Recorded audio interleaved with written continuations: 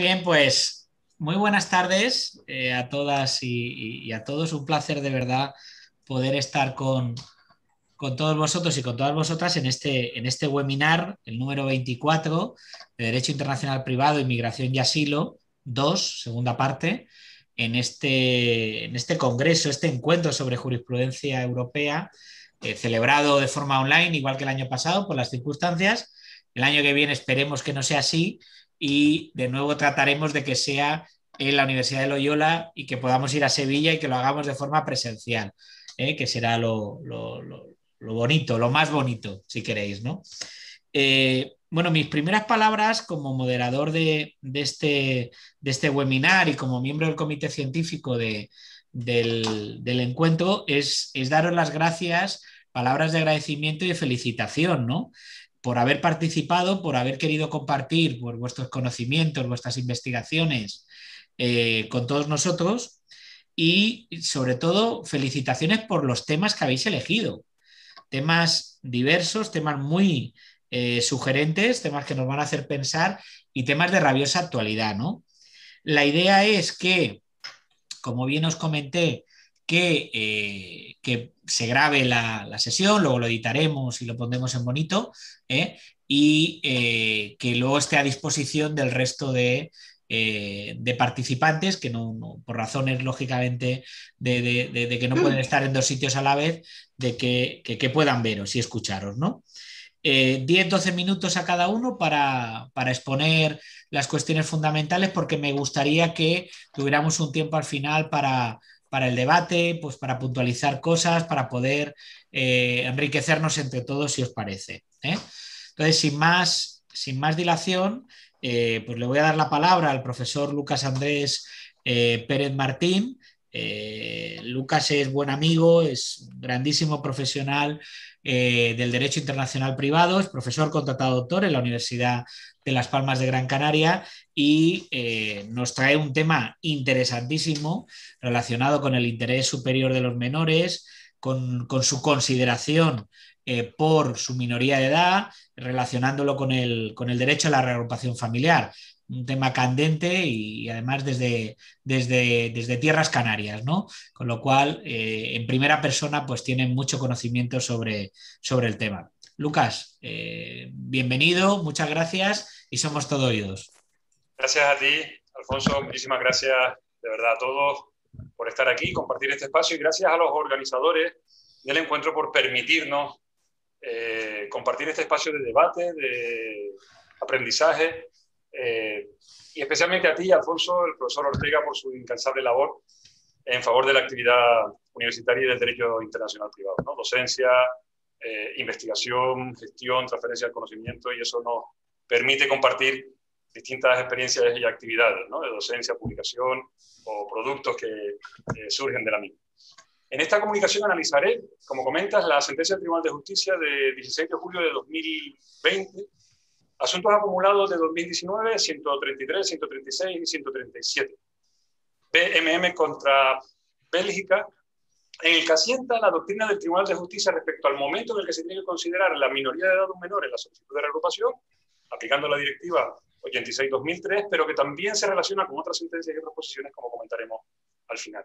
En cuanto a los hechos, en marzo de 2012 en Conakry, Guinea, y en diciembre de 2013 en Dakar, Senegal, BMM, que tiene reconocido el Estatuto de Refugiado en Bélgica, solicita la reagrupación familiar de sus tres.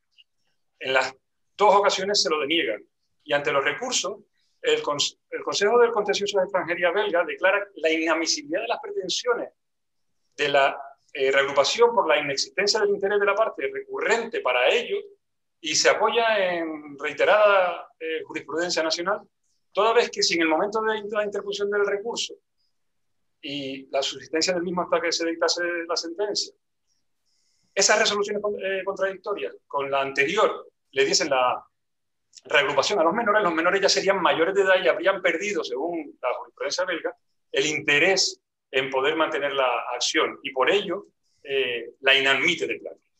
Ante el recurso, el Consejo de Estado belga inicia el procedimiento prejudicial ante el Tribunal de Justicia haciendo dos preguntas básicas. La primera, si para garantizar la eficacia del derecho de la Unión Europea y hacer posible el derecho de la agrupación, artículo 4 de la directiva, derecho a la reagrupación de los hijos menores, se debería interpretar esta disposición en el sentido de que el hijo del reagrupante puede acogerse al derecho a reagrupación familiar aunque alcance la mayoría de edad durante el procedimiento o en el momento del desarrollo de los recursos, cuando la primera denegación se le dio cuando era menor de edad. En segundo lugar, y directamente relacionado, si vulnera el artículo 47 de la Carta, derecho a la tutela judicial efectiva, y el artículo 18 de la directiva, derecho a recurrir los recursos, la doctrina jurisprudencial belga de la inadmisibilidad del recurso en el momento en el que el menor ya llega a la mayoría de edad, simplemente por ello, porque el propio Consejo de Estado piensa que esto le podría vulnerar la posibilidad de recurrir y la revisión del recurso. Vamos a analizar la sentencia atendiendo a los dos resultados, las dos respuestas y después las conclusiones que podemos obtener de ello. En cuanto a la primera, la edad a tener en cuenta. El artículo 4 de la directiva dice en su apartado primero, párrafo tercero, directamente que los hijos citados en el presente artículo deberán tener la edad inferior a la mayoría de edad en el Estado miembro y no estar casados. No dice cuándo deberá tener la edad menor, solo refleja que debe tener la edad menor a la mayoría de edad. Ante esta circunstancia, el Tribunal de Justicia nos recuerda su doctrina respecto a la aplicación uniforme del derecho de la Unión y la igualdad entre los Estados y los ciudadanos, que exige que si el derecho de la Unión no se remite directamente a un Estado miembro, al derecho de un Estado miembro, la interpretación de cómo se aplique ese derecho debe ser uniforme con una interpretación autónoma y uniforme en toda la Unión. Y además, esta interpretación se tiene que llevar a cabo atendiendo a la disposición concreta y el objetivo de la norma. Y estamos ante ese supuesto. La norma no nos dice en el momento en el que tenemos que tener en cuenta la mayoría de edad, por lo tanto no debemos acudir a la jurisprudencia belga, debemos acudir a los principios del derecho europeo. Interpretando estos principios, nos dice el Tribunal de Justicia que la directiva de reagrupación busca, según el artículo 2, considerando 2 y su artículo 5, la protección de la intimidad familiar regulada y protegida en el artículo 7 de la Carta y también el interés superior de los menores regulado en el artículo 24. Y a este respecto recordemos, como decía el profesor Ortega al principio, es un principio inexcusable para la Unión Europea que en la aplicación del derecho europeo y el desarrollo del derecho nacional del derecho europeo, todas las autoridades públicas y las judiciales, y yo creo que podríamos decir que esto es un principio de orden público europeo que también se aplica en la legislación de los estados, exigen que las autoridades tengan en cuenta en todas las decisiones tomadas el interés superior del niño como una consideración primordial, artículo 24.2 de la Carta. Y además, el artículo 24.3 nos dice que además debe intentarse promoverse la relación fluida del menor con su padre y con su madre. Estos principios se vulnerarían si se considerase que el momento de la determinación es el momento de la resolución y no el momento de la solicitud. ¿Por qué? Porque los menores estarían sometidos al albur de la mayor o menor rapidez de un órgano administrativo o de otro, de un Estado o de otro. De hecho, los Estados menos respetuosos por los derechos de los residentes extracomunitarios y no tan proclives al derecho a la reagrupación podrían, en una situación de crisis, simplemente no dotar de medios a su administración y retardar las solicitudes y con ello otorgar menos solicitudes de reagrupación, incumpliendo con ello el sentido de fondo de la directiva. En este caso, tengamos en cuenta, por ejemplo, que el Estado belga tardó 3 años, que es el tiempo medio que puede tardar en una resolución de este tipo, incluso otros estados tardan más. Por otro lado, eso vulneraría o supondría una puesta en duda claramente del principio de no discriminación e igualdad de trato en toda la Unión Europea. Dentro de los Estados miembros, porque depende de cada uno de los órganos administrativos que lo tramite, y dentro de la propia Unión, porque depende de la rapidez o no de los estados, y con ello la uniformidad del derecho de la Unión quebraría. En esta última pregunta, por último, debemos destacar respecto a otra de las alegaciones del Estado que alegaba que la edad del solicitante es una condición material, para el ejercicio del derecho de reagrupación familiar y que por lo tanto ya lo había perdido, artículo 16.1 de la directiva no se le concede. El tribunal nos dice que no es una condición material, es una condición de admisibilidad de la solicitud de reagrupación, que además su evolución en el tiempo es cierta y previsible, simplemente sabiendo la edad de los menores cuando lo solicitan, y por lo tanto no se puede denegar por este caso. Primera conclusión, directa y clara. El momento a tener en cuenta la edad es el momento de la solicitud. La segunda pregunta incide en esa misma consideración, pero respecto al recurso, y nos habla de la pérdida de interés legítimo en el momento en el que se va a interponer el recurso y los menores ya son mayores de edad. Ante este argumento del Estado belga, el tribunal, que ya asienta la primera posición del momento de tener en cuenta la edad inicial, nos dice que si se tuviese en cuenta, no se pudiese admitir en el recurso, se vulneraría claramente el derecho del menor a recurrir y el derecho menor al acceso a la tutela judicial efectiva. Las vías de recursos deben ser claramente la doctrina del Tribunal de Justicia y la propia normativa, efectivas y reales. Y si no se tiene ni siquiera acceso al mismo, ese derecho está vulnerado. Además, nosotros estimamos que incluso en el caso de una segunda resolución de la instancia, cuando se llega a la mayoría de edad, se debería considerar que el solicitante, y esto lo comentaremos también en las conclusiones, tuvo derecho desde el momento en el que inició el procedimiento. Y esos son los plazos en los que se tienen que tener en cuenta, por ejemplo, incluso a los efectos de la residencia posterior. Pero incluso en el caso hipotético de que no se pudiese llevar a cabo el procedimiento o de que el menor no pudiese finalmente residir en el estado solicitante, algunos estados también establecen esa resolución judicial declarando la vulneración del derecho de la Unión Europea o del desarrollo del derecho belga, del derecho de la Unión Europea, como necesarias para poder pedir una posible acción de indemnización de daños y perjuicios. Así pues, como conclusión final, debemos resumir esta sentencia en el sentido de que el interés superior del menor, artículo 24 de la Carta, para el Tribunal de Justicia es esencial. Y en el momento de la solicitud de la reagrupación familiar, es en el que se tiene que tener en cuenta si el reagrupante es menor o mayor de edad, y si es menor, tiene derecho al estudio del recurso, y por lo tanto, no depender del momento de la resolución. Antes de abordar las conclusiones prácticas para nuestro derecho, y con ello acabar esta pequeña comunicación, debemos señalar que esta línea de opiniones ya la ha mantenido anteriormente el Tribunal de Justicia. Seguro que conocemos la sentencia del 18 de abril de 2018, el asunto 550/16, caso A y S, en el que estábamos en un caso muy similar, pero referido a la solicitud de asilo de un MENA, en el que el Estado miembro había denegado la solicitud de asilo porque el MENA ya era mayor de edad cuando se resuelve, y el Tribunal de Justicia nos dice que se debe tener en cuenta el momento de la solicitud. Por lo tanto, para nuestro derecho, 3 conclusiones prácticas. La primera, la evidente.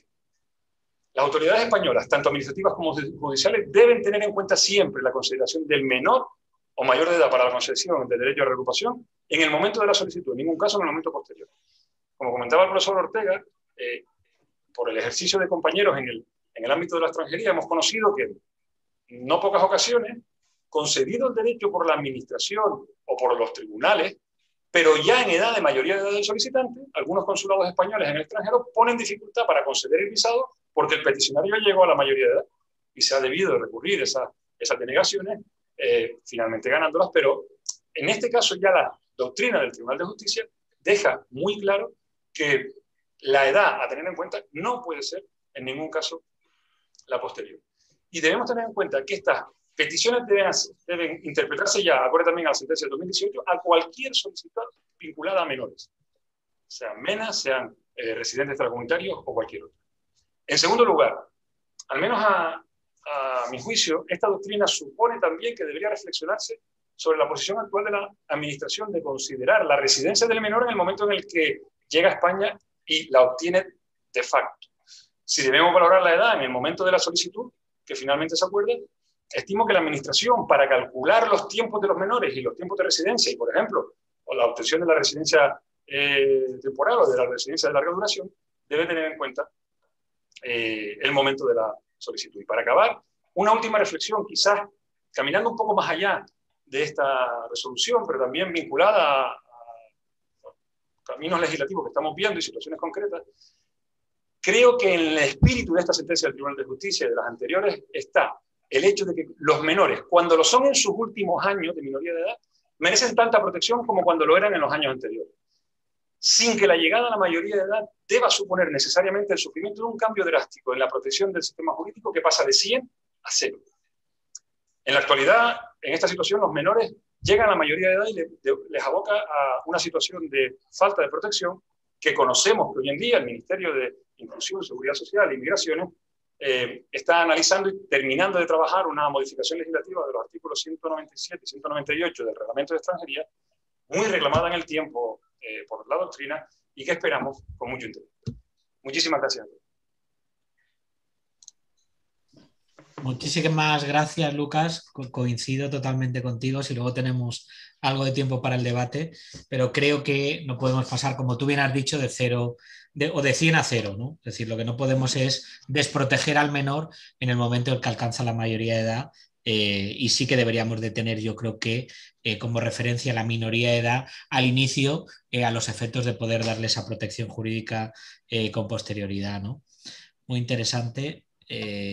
Bueno, le damos la palabra a Esther Gómez. Esther Gómez Campelo es profesora titular de Derecho Internacional Privado en la Universidad de Burgos y nos trae un tema interesantísimo, la sentencia Mou, en relación con la expulsión de ciudadanos extranjeros, el juego de la expulsión y la multa, y todo bajo el tamiz del efecto directo de las directivas. Esther, bienvenida, muchísimas gracias por tu participación en este encuentro y en particular en este webinar. Estamos deseosos de escucharte. Muchas gracias. Muy bien, buenas tardes. Voy a compartir pantalla porque tengo un PowerPoint para vosotros. Fantástico. A ver si me sale bien lo que quiero. ¿Lo veis? Perfecto. Vale, genial. Pues bueno, antes de comenzar, quiero agradecer al comité de selección de este 6º encuentro de jurisprudencia europea que haya elegido mi trabajo para poder exponerlo hoy aquí. Y Alfonso, nuestro moderador, por la labor que está realizando, ¿verdad? Y el esfuerzo que está llevando a cabo para que todo esto salga bien. He visto además en el programa que el ponente que me sigue en el uso de la palabra, el profesor Pablo González, va a abordar el análisis de las mismas resoluciones del TJUE.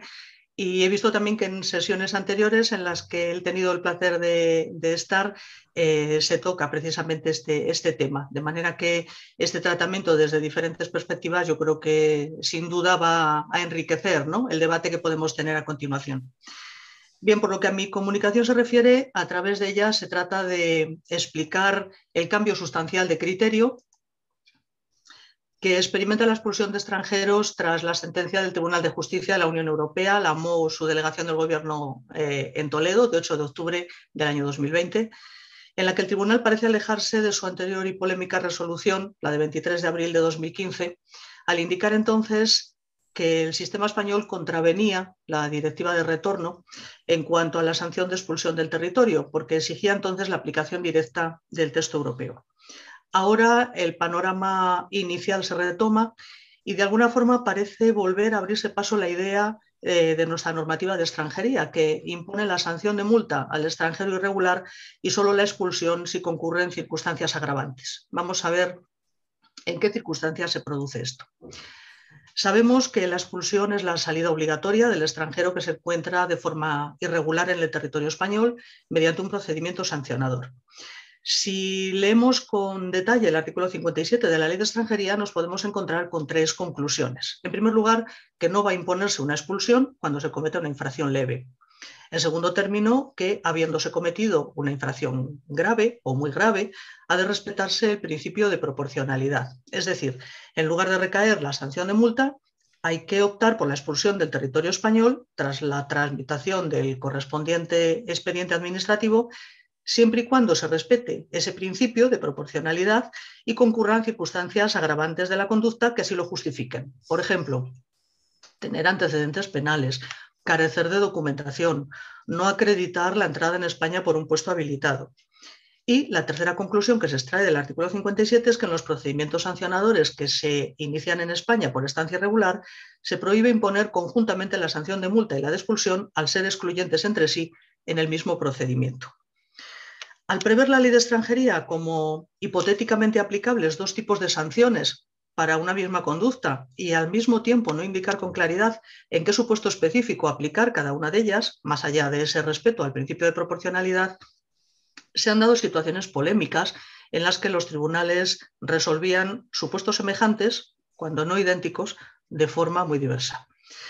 La postura que se ha venido adoptando, porque del artículo 57.1 de la Ley de Extranjería así se deduce de forma inequívoca y además porque está corroborado por numerosas sentencias de la Sala de lo Contencioso Administrativo del Tribunal Supremo, ha sido priorizar la imposición de la multa como sanción principal cuando junto a la estancia irregular no concurren otros datos negativos en la situación o en la conducta del extranjero. Pues bien, este posicionamiento se vio relegado a partir de que el TJUE entendiera que la normativa española era contraria al derecho de la Unión Europea al oponerse a la directiva de retorno con el contenido de la sentencia que seguidamente veremos.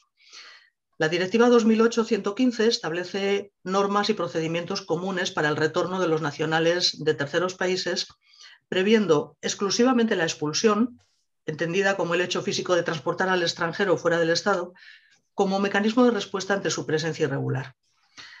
Su artículo 8 tan solo prevé la expulsión, que denomina retorno forzoso, que se produce cuando el extranjero irregular sobre el que ha recaído una decisión de retorno incumple el plazo de salida voluntaria que establece el propio artículo 7 de la directiva. Pues bien, a diferencia de la norma europea, nuestra normativa de extranjería valora otra modalidad administrativa de reacción, manteniendo la prioridad de la sanción económica. Y esta confrontación entre el derecho comunitario y la norma interna con rango de ley orgánica dio lugar al planteamiento de la cuestión prejudicial que desembocó en la sentencia CESUN de 23 de abril del año 2015. Para llegar a la resolución que analizamos, la sentencia del año 2020, a mi modo de ver resulta imprescindible detenerse brevemente en la sentencia CESUN y la aplicación de su doctrina de forma casi inmediata por nuestros tribunales. Bien, centremos la cuestión. Frente a la defensa de que la principal sanción de la normativa española de extranjería ante la estancia irregular era la multa y que la expulsión solamente debía imponerse en determinadas circunstancias, la sentencia de 2015 supuso un retroceso a los contenidos de nuestra primera ley de extranjería, la ley de extranjería de 1985, que, si recordáis, aplicaba la expulsión a todos los supuestos de estancia irregular sin valorar circunstancias ni respetar el principio de proporcionalidad de la sanción. Pero es que además esta sentencia de 2015 también supuso una contradicción con sus propias resoluciones anteriores, en las que su posición frente a la misma cuestión se resolvía de forma completamente distinta. El Tribunal de Justicia de la Unión Europea veía contradicción entre la norma española, que valora la imposición preferente de una u otra sanción en función de las circunstancias que concurren, con los artículos 6 y 8 de la directiva, que exige adoptar una decisión de retorno, y ello aunque no concurriesen en el sujeto datos negativos.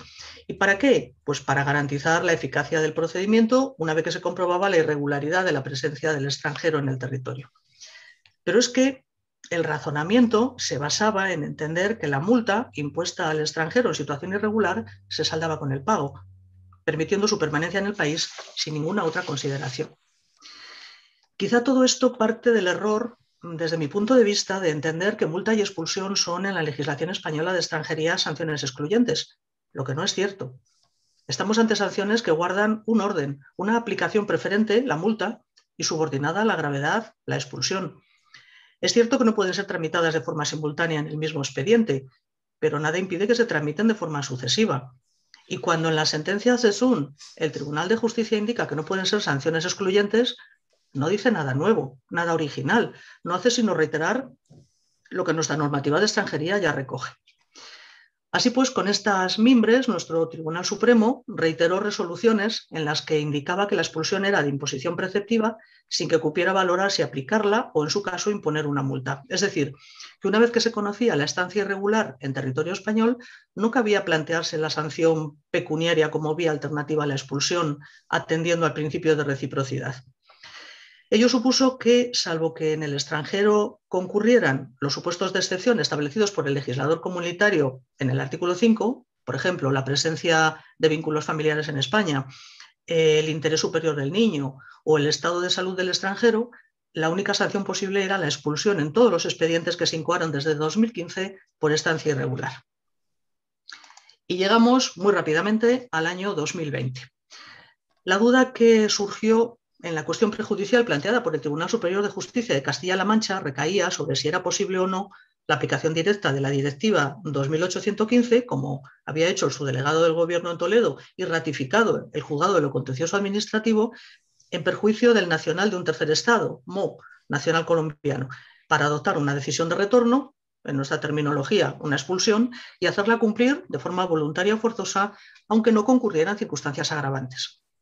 La respuesta del Tribunal de Luxemburgo incide en la idea de que cuando la normativa nacional, en este caso nuestra ley de extranjería, impone las sanciones de expulsión o multa según la concurrencia o no de circunstancias agravantes en la conducta de quien se encuentre irregularmente, en este caso en España, no cabe que la autoridad competente aplique directamente la directiva para adoptar una decisión de retorno, es decir, una expulsión, si en ese caso concreto no concurre agravación de conducta.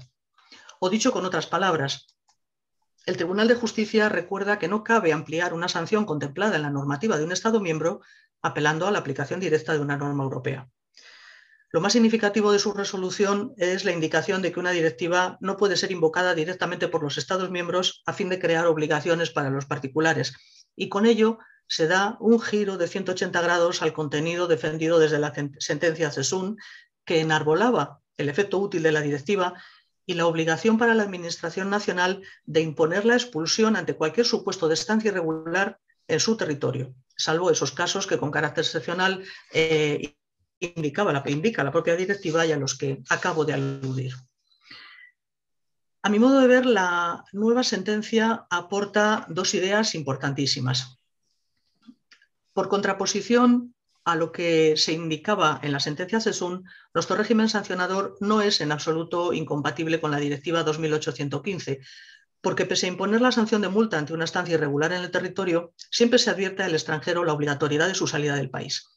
Si recordamos, el Reglamento de Extranjería lo deja muy claro en su artículo 24, de forma que el incumplimiento voluntario del retorno, empleando terminología de la directiva, dará lugar a la expulsión con la correspondiente prohibición de entrada durante el plazo que se señale.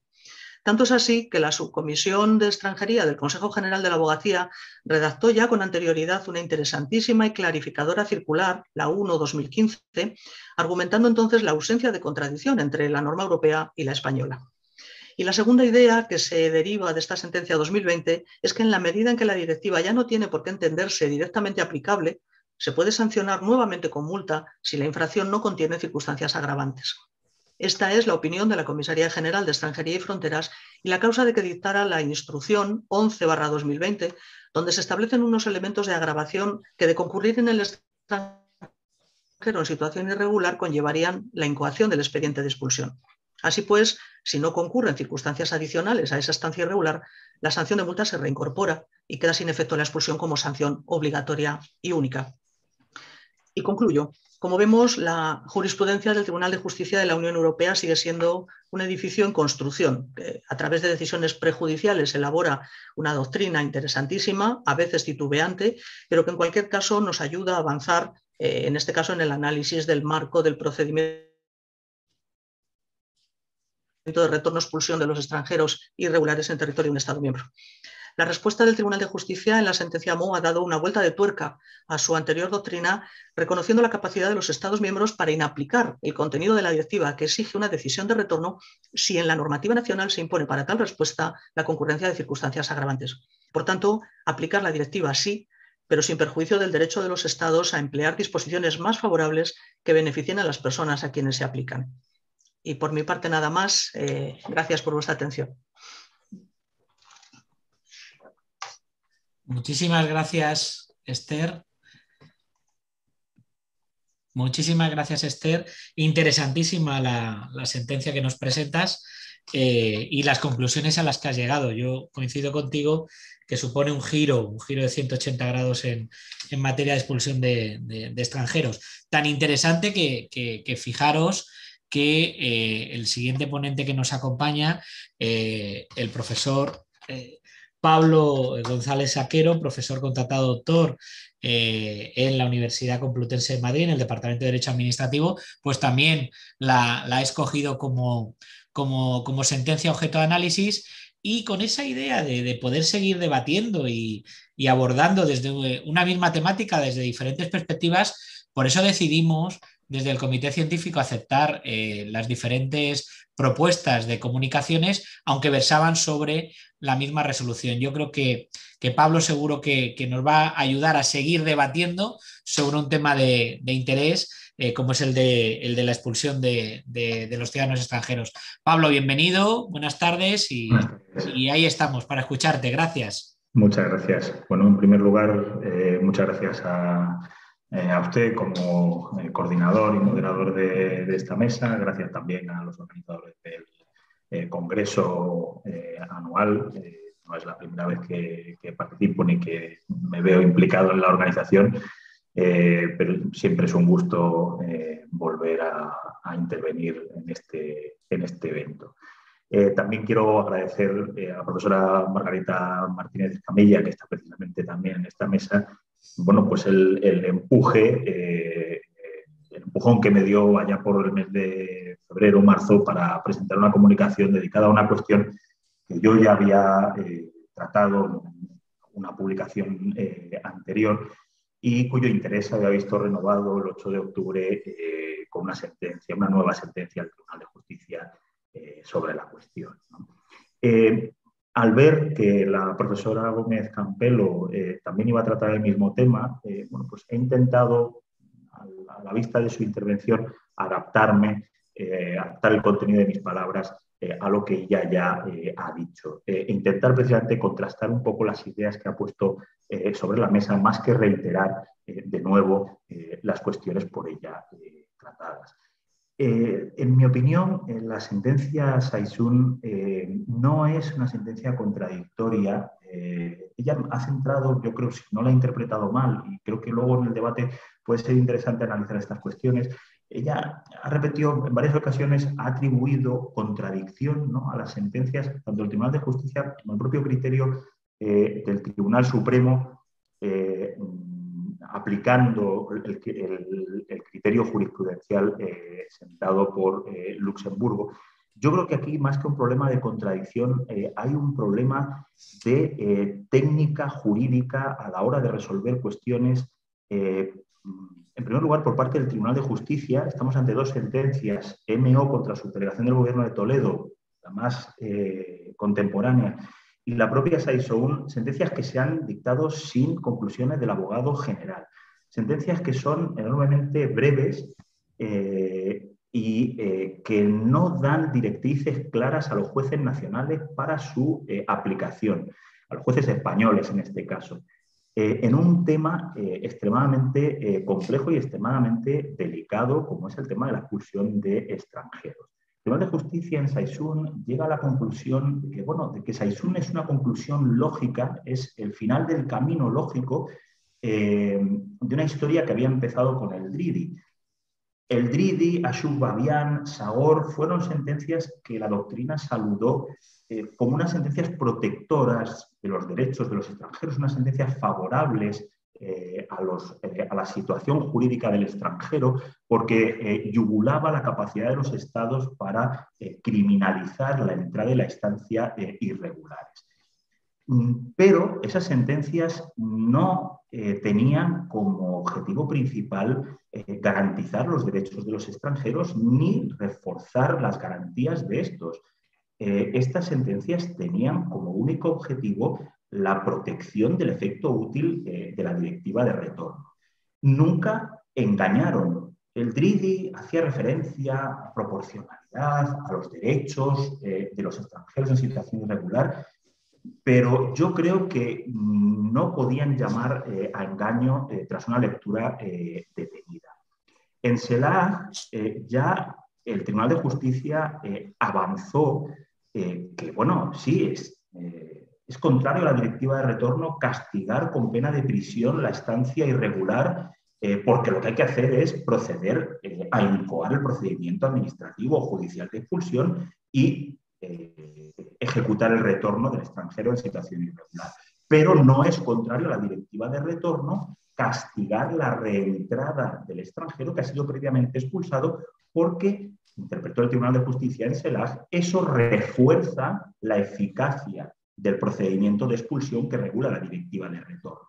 La eficacia, por tanto, la eficacia del procedimiento de expulsión no tiene por objeto, que ha sido santo y seña de las sentencias anteriores, no tiene por objeto garantizar ni reforzar la situación jurídica del extranjero.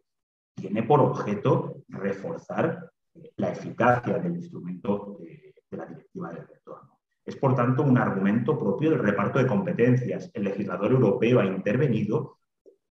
Normas nacionales que supongan un obstáculo a la eficacia de ese instrumento normativo son contrarias al derecho de la Unión. Llega Saysun y en Saysun se sigue la misma lógica. La eficacia es el santo y seña de la argumentación del tribunal. Afecta esa eficacia a un sistema como el español que exige optar, sí, es burda la sentencia, efectivamente, en el análisis del régimen de la expulsión administrativa en España.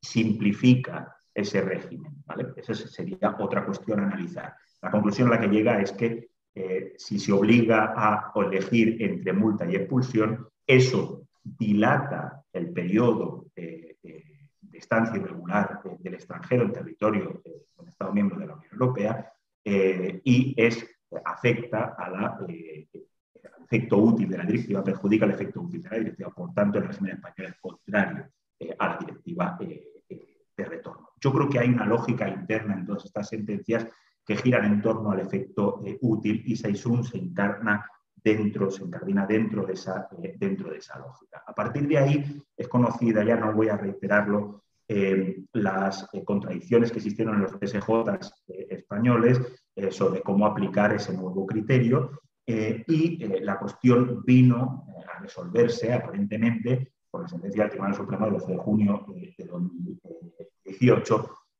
una sentencia de nuevo, si se me permite, bastante pobre en su argumentación, que prácticamente con un párrafo, tras 11 páginas de recordar antecedentes, liquida la cuestión diciendo que procede la expulsión, salvo que concurran las razones humanitarias o de otro tipo a las que se refiere el artículo 4 y el artículo 5 de la directiva, perdón, artículo 6 y artículo 5 de la directiva de retorno. Bueno,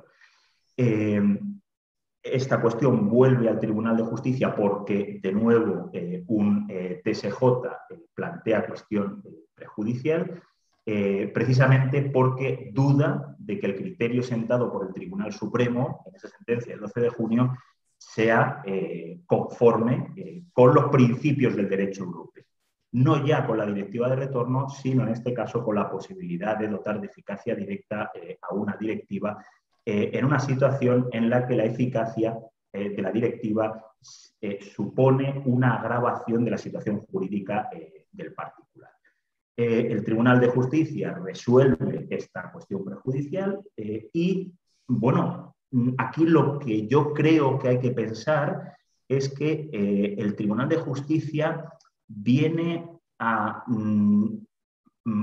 completar Saizún. O sea, no es contradictoria con Saizún, sencillamente a Saizún le falta sencillamente una orientación a los jueces nacionales. En muchas ocasiones el Tribunal de Justicia de la Unión Europea amplía las cuestiones prejudiciales planteadas por los tribunales nacionales, las reformula. Bueno, eso es lo que debía haber hecho en Saizún y haber completado. Decir, bueno, sí, el sistema español es contrario a la directiva de retorno, pero los jueces no están en una posición adecuada para corregir ese incumplimiento mediante un desplazamiento de la normativa nacional e incluso, y esto es algo que todavía no ha resuelto y sobre lo que aún no se ha pronunciado el Tribunal de Justicia, ni siquiera en MO, contra su delegación de gobierno, mediante una interpretación conforme del derecho nacional. No lo hizo en Saizún, lo hace en MO contra su delegación del gobierno de Toledo, de nuevo en una sentencia que, como digo, trata el efecto directo inverso, pero no trata la eficacia interpretativa, que es, vamos a desengañarnos, la principal técnica de aplicación del derecho de la Unión Europea, la principal técnica de garantía de la eficacia del derecho de la Unión Europea en manos de los jueces nacionales. Bueno, y llegamos. El último paso en esta historia es la sentencia del Tribunal Supremo de 17 de marzo de 2021, y con esto voy a ir concluyendo, en la que el Tribunal Supremo viene a enmendar ese criterio establecido en la sentencia de 2018 para adaptarlo supuestamente a MO contra su delegación del gobierno de Toledo. Y en esta sentencia, nuevamente, bueno, esta sentencia yo creo que es una sentencia correcta en la conclusión a la que llega, es decir, debe seguir manteniéndose el espíritu del régimen que se venía aplicando en materia de expulsión. Solo cabe expulsar cuando hay situación irregular más circunstancias agravantes. Pero la sentencia del Tribunal Supremo, en mi opinión, peca de un defecto adicional. Y es que, concluye que ese régimen, que ya prescinde de la multa, pero que solo va a expulsar cuando concurran circunstancias agravantes, deja de nuevo una zona muy gris. Bueno, y si no concurren esas circunstancias agravantes, ¿qué? porque la directiva de retorno, tal y como ha sido interpretada por el Tribunal de Justicia, obliga a expulsar o regularizar, intentando acabar con ese limbo de los extranjeros en situación irregular a los que se deja permanecer en el Estado pudiendo ser expulsados, en el territorio del Estado pudiendo ser expulsados. Bueno, el Tribunal Supremo obvia este problema, que para mí es el gran problema, y lo hace de una manera un poco, creo, discutible, que es aludiendo a una interpretación sistemática del procedimiento con garantías que pretende establecer la directiva de retorno, a una suerte de interpretación sistemática, ¿no?, de esa directiva de retorno. Claro, pero eso lo hace después de decir que no va a plantear nuevamente cuestión prejudicial porque aquí ya rige la doctrina del acto aclarado, aquí el Tribunal de Justicia ya ha dejado meridianamente clara cuál es la interpretación y la resolución que debe darse y procede, por tanto, a dar su criterio, a ofrecer su criterio sin plantear esa cuestión prejudicial. Yo creo que, bueno, se han ido solucionando las cuestiones planteadas de aquella manera. Hemos llegado a un impasse en el que parece, ¿no?, que los tribunales españoles van a dar cumplimiento en la medida de lo posible con el criterio del Tribunal de Justicia, pero en mi opinión sigue pendiente la resolución definitiva de la cuestión, que la tiene que abordar el legislador, porque aquí partimos siempre de la base de que son los jueces los que tienen que solucionar la papeleta, y es el legislador, en mi opinión, en este caso, el que debe hacerlo y hacer una reforma que se adapte a esa directiva de retorno y a cómo lo ha interpretado, como lo ha interpretado el Tribunal de Justicia en una jurisprudencia que ya lleva prolongándose casi 10 años. El Bridi, recuerdo, se dicta en el año 2012. Muchas gracias nuevamente por el tiempo que se me ha concedido. Siento si me he pasado, no he llevado cuenta exacta del tiempo. Gracias. Muchísimas gracias, Pablo, por tu valiosa aportación y por tu interesante visión de una misma resolución judicial que seguro que va a dar pie al debate. Le has lanzado ya la pelota a Esther, que cuando terminemos y podamos abrir un turno de discusión, estoy seguro que va a entrar a analizar esos argumentos de contradicción jurídica, problemas de técnica jurídica que plantea la resolución objeto de análisis. Muchas gracias, Pablo, de verdad. Bien, es el turno de volver a tomar el pulso a un tema de interés, un tema muy candente, como es el de las devoluciones en caliente, y hacerlo bajo el marco de la sentencia del Tribunal Europeo de Derechos Humanos de 13 de febrero del año 2020. Para abordar esta resolución judicial y las consecuencias que se derivan de ella, pues nos acompaña la profesora Margarita Martínez Escamilla.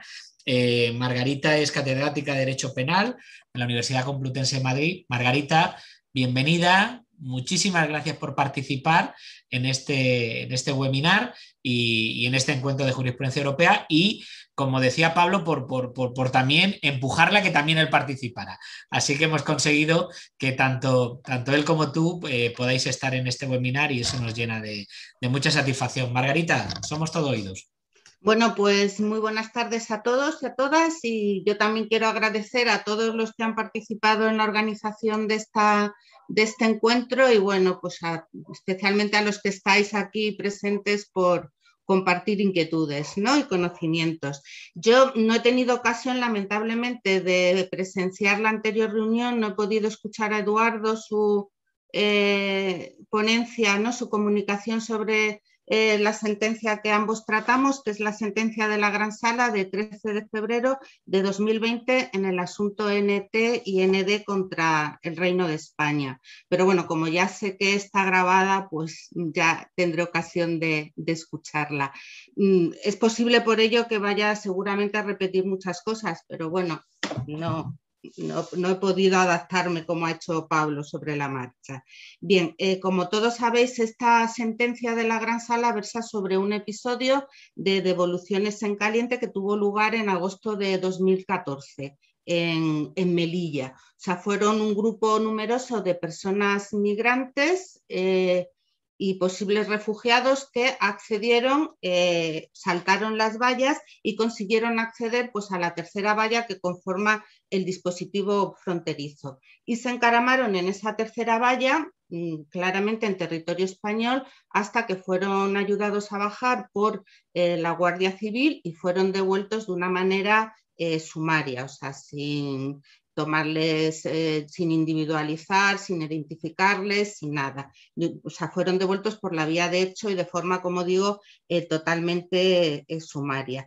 Esta demanda fue resuelta por sentencia de la sección tercera del Tribunal Europeo de Derechos Humanos de 13 de octubre del 2014, en la que condenaba al Reino de España por vulneración de la prohibición de expulsiones colectivas del artículo 4 del protocolo cuarto y también por la infracción, por la lesión del artículo 13 del convenio. Y esta era una sentencia muy clara, muy contundente y además la condena fue por unanimidad y la forma de argumentar pues era muy, muy sencilla, ¿no? O sea, ellos recordaban la jurisprudencia del Tribunal Europeo de Derechos Humanos sobre expulsiones colectivas y decían, bueno, pues visto lo que ha pasado, el procedimiento que han seguido para expulsar a estas personas no puede llevarnos sino a la conclusión que no ha habido una individualización de esa decisión, que es lo que, según la jurisprudencia del Tribunal Europeo de Derechos Humanos,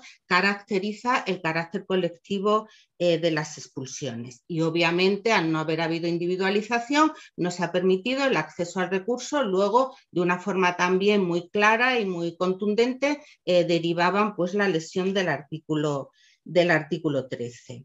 Bien, el gobierno español hizo una solicitud de reenvío, que es la que ha sido resuelta por esta sentencia de la Gran Sala.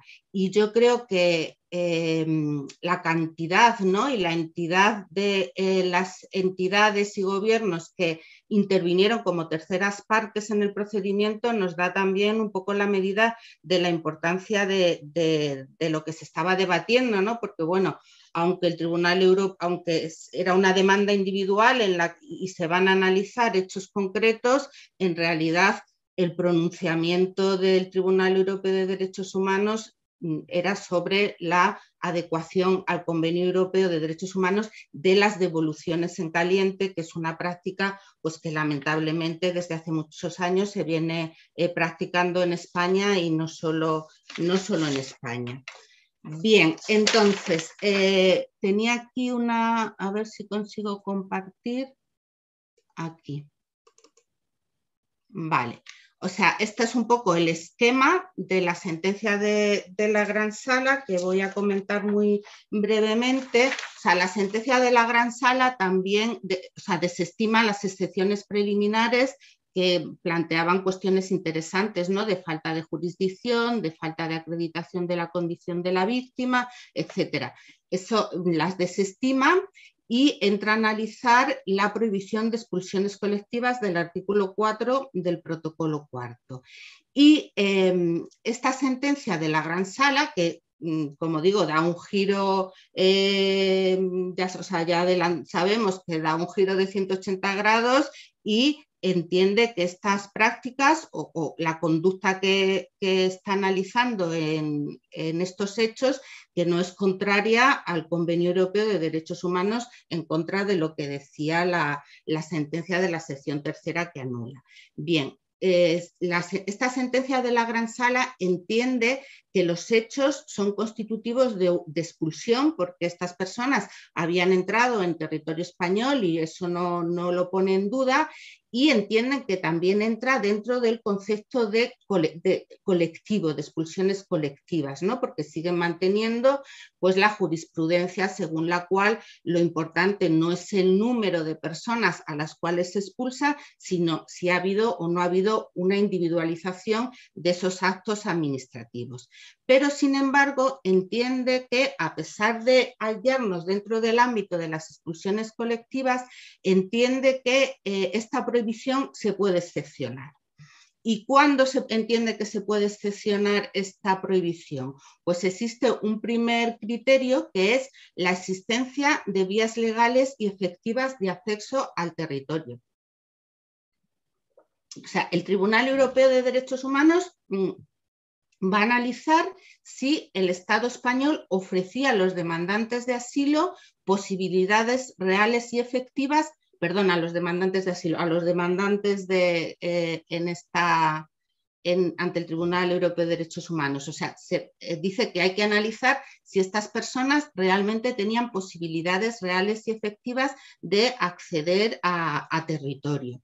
Y se pone a analizar, lo cual para mí es realmente llamativo, porque el Tribunal Europeo de Derechos Humanos con este criterio se está metiendo en un importante jardín, porque se obliga a analizar en cualquier caso de devoluciones colectivas que le puedan surgir en el futuro. De hecho, hay 2 demandas de devoluciones colectivas contra el Reino de España todavía pendientes de resolución. Se mete como en el jardín, digo, de tener que analizar si en esos casos concretos el Estado proveía de medios eficaces y efectivos para acceder a territorio. Pero bueno, al margen de eso, el Tribunal Europeo, la Gran Sala, llega a la conclusión de que efectivamente, de que existen vías legales y efectivas para acceder al territorio español.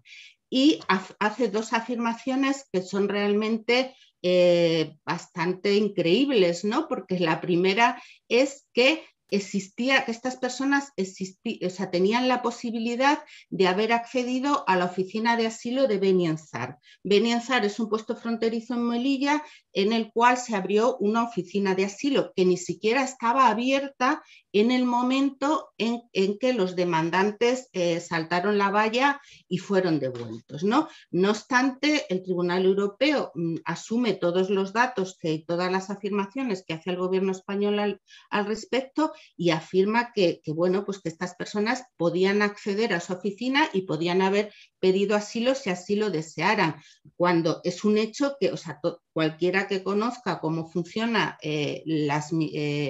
estos pasos fronterizos y cómo funciona la migración en Melilla sabe que es absolutamente imposible para una persona subsahariana acceder a la oficina de asilo de Beni Ansar porque se lo impiden las fuerzas policiales marroquíes, que son las que primero hay que sobrepasar, ¿no? Para poder llegar a la parte española. Y además, ofrece una serie de datos que, si los utilizara de una manera lógica y razonable, le llevarían a la conclusión contraria, le llevarían a decir que no existían esos medios legales y efectivos.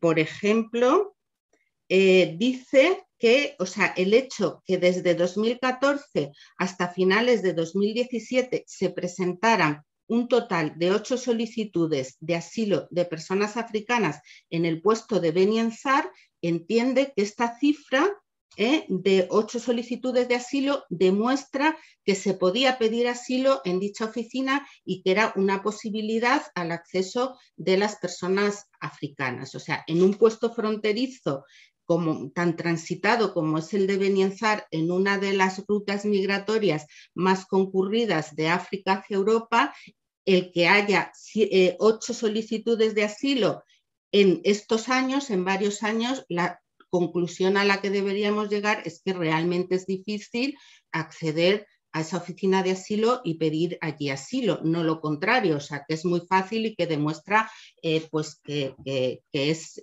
viable esta posibilidad.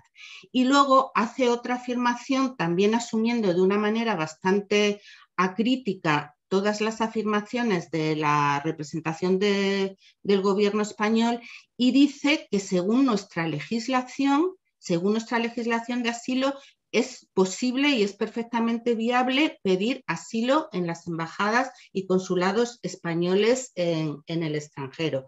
Y esto a la gente que, no quiero decir, incluso a los especialistas en derecho de asilo, esta afirmación les dejó estupefactos, porque la idea que se tenía es que con esa posibilidad de pedir asilo en embajada o consulado había terminado la actual ley de asilo de 2009. Y sin embargo, según el gobierno español, se podía pedir asilo en base al artículo 38 de la ley de asilo y el Tribunal Europeo, pues como digo, asume todos los argumentos y hace esta afirmación.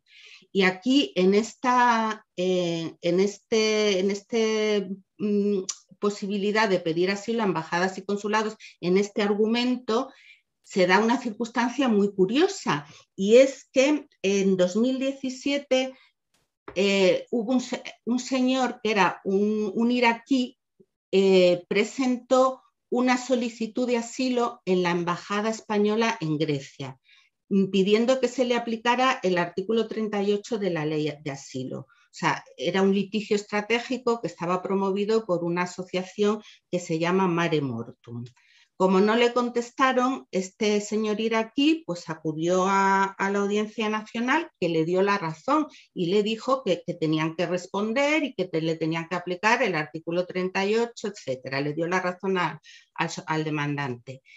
Y que el abogado del Estado recurre esa resolución de la Audiencia Nacional al Tribunal Supremo, diciendo absolutamente todo lo contrario a lo que el abogado del Estado estaba diciendo ante el Tribunal Europeo de Derechos Humanos. O sea, mientras el abogado del Estado ante el Tribunal Europeo de Derechos Humanos, con todo tipo de argumentos, o sea, con una argumentación muy detallada, afirmaba que según la legislación vigente era posible pedir asilo en embajada o consulado, el abogado del Estado en este asunto del señor iraquí, en este litigio estratégico, argumentó cuando recurrió al Supremo todo lo contrario. O sea, decía que según la legislación española no se podía pedir asilo en embajada y consulado, y todas las era la argumentación contraria a la que se había esgrimido ante el Tribunal Europeo de Derechos Humanos.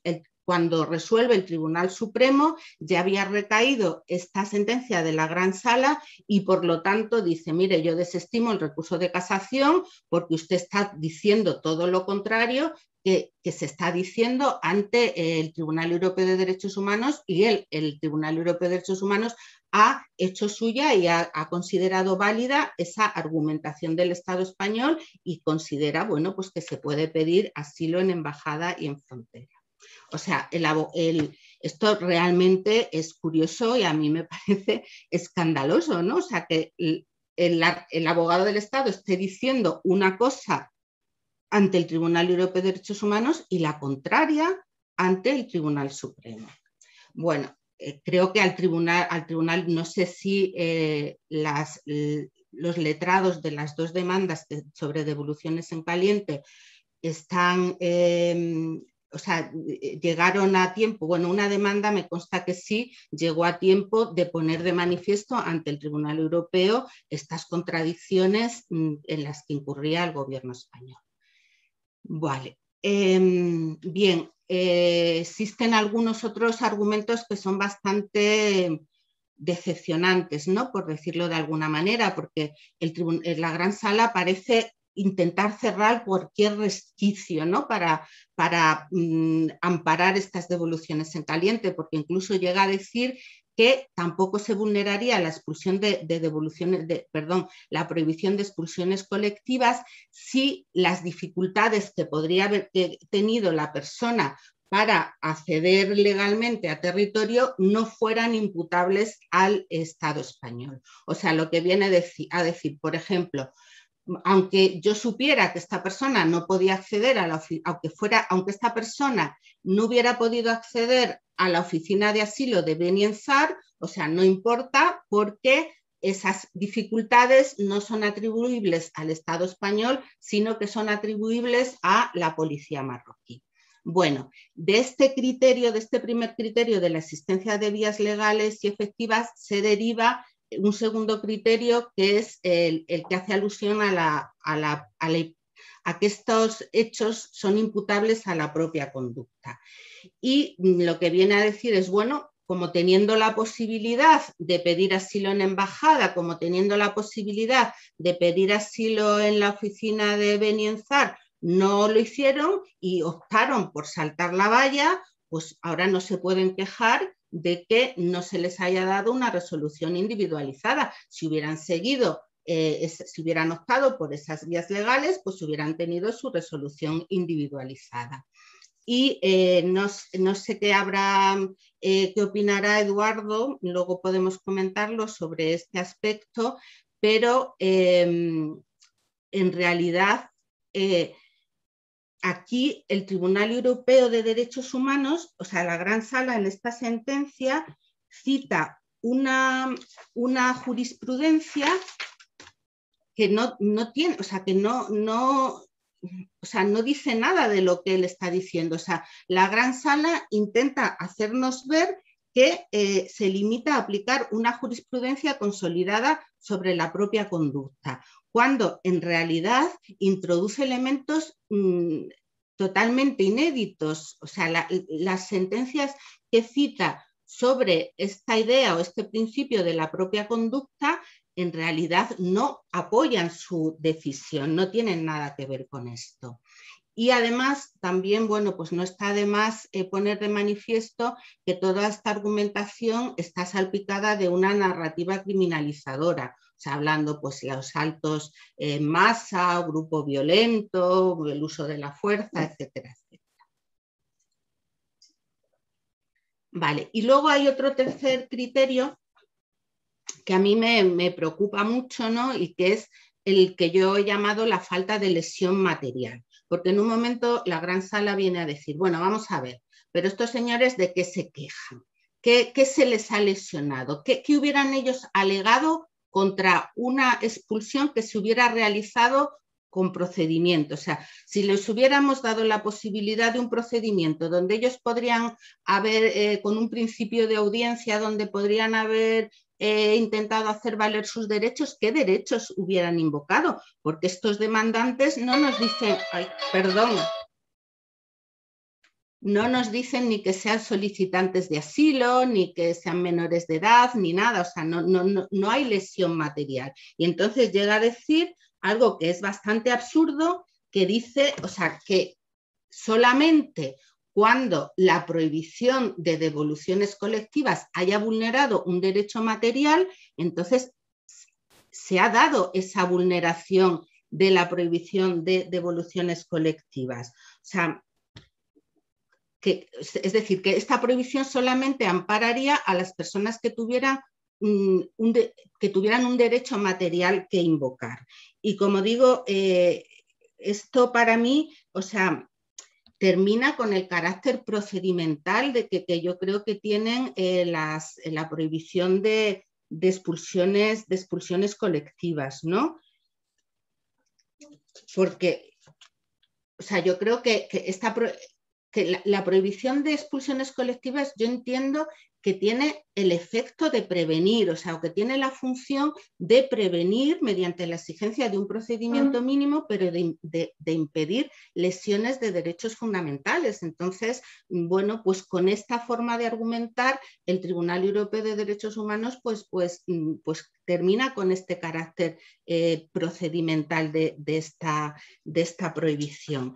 Y además es muy absurdo, porque si lo que no está muy claro qué derecho material tendrían que invocar. O sea, si se trata de un derecho material que está amparado por el Convenio Europeo de Derechos Humanos, por ejemplo, el artículo 3, si la persona tiene que invocar el artículo 3 para poder entender que se ha vulnerado la prohibición de devoluciones colectivas, entonces la prohibición de expulsiones colectivas no tiene sentido, no sirve para nada, porque yo ya tengo mi derecho material que invocar. No sé si me estoy explicando, o sea, lleva un poco al absurdo y vacía de contenido prohibición de expulsiones colectivas. Además, o sea, a mí es que me parece increíble, porque quien sepa, o sea, la Gran Sala está diciendo que el Estado español o cualquier Estado europeo, en principio, o sea, puede expulsar a las personas que han accedido a territorio sin ningún tipo de procedimiento, sin ninguna garantía, sin dejarles abrir la boca. O sea, eso es lo que está diciendo. De tal manera que, bueno, pues está dando vía libre para realizar estas conductas. Pero, por ejemplo, en un lugar como Melilla, donde yo sé con un 100% de seguridad que de las personas que están al otro lado de la frontera, de las personas que van a intentar la valla, yo sé que habrá muchos migrantes económicos, pero con toda seguridad sé que va a haber menores de edad, que va a haber solicitantes de asilo o de protección internacional, o sea, seguro que va a haber. Entonces, si yo digo que esa práctica no vulnera el Convenio Europeo de Derechos Humanos, o sea, realmente cuando el Estado español realiza esta práctica, es seguro 100% que ahí está vulnerando derechos materiales, porque seguro 100% que si ha expulsado a 100 personas, habría un menor de edad o habría una persona que solicite un posible titular de protección internacional o de asilo. Bien, ya termino. Simplemente pues decir que esta sentencia pues es bastante decepcionante, ¿no? No nos la esperábamos y como digo, hay dos demandas aún pendientes y bueno, a mí me gustaría pensar que el Tribunal Europeo pues se lo va a pensar, ¿no? Pero pues no estoy ya tan seguro que sea así. Bueno, muchas gracias. No sé si me he explicado porque me he aturullado un poco en alguno de los criterios, pero bueno, espero que me hayáis entendido. Muchas gracias, Margarita. Te hemos entendido perfectamente Vale. y hemos disfrutado escuchándote y sobre todo estoy seguro que Eduardo tendrá algo que decir en cuanto podamos abrir el debate, ¿no? A mí me interesa mucho en particular, yo que soy un neófito de esta materia, el tema de la falta de lesión material. El último argumento que has manifestado me parece que es para ponerse los pelos de punta, sinceramente. Luego, si tenemos tiempo, podemos comentarlo. Bueno, si puedes dejar de compartir pantalla. Ay, sí, perdón. Y mientras le doy ahí, estupendo, muchas gracias. Bueno, pues vamos a cerrar la ronda de intervenciones con nuestra querida compañera, la profesora Begoña Rodríguez Díaz, profesora de Derecho Internacional y de la Unión Europea de la Universidad Francisco de Vitoria. Begoña de nuevo nos trae un tema candente, muy enlazado con la primera de nuestras comunicaciones, el tema del interés superior del menor y como límite a la expulsión de extranjeros en situación irregular y una interesantísima sentencia de 11 de marzo, ¿no? Begoña, bienvenida, muchas gracias. Por la paciencia también, de esperar hasta la última, pero los últimos serán los primeros y estamos deseosos como a las 6 de la tarde de escucharte. Begoña, gracias. Bueno, pues nada, muchas gracias, Alfonso, gracias a todos también y a la organización del Congreso, que ya, como sabes, Alfonso, ya llevo unos cuantos años participando y bueno, tengo toda la intención de seguir haciéndolo, ¿no? El problema de hablar al final es que ya lo que tenemos ganas es el debate, yo por lo menos, vamos, ya tengo ganas de entrar al debate, así que voy a intentar ser lo más breve posible. Yo he elegido una sentencia que tiene que ver con el interés superior del menor, efectivamente tiene que ver con la expulsión de los extranjeros, pero con un límite claro que es cuál es el interés superior del menor.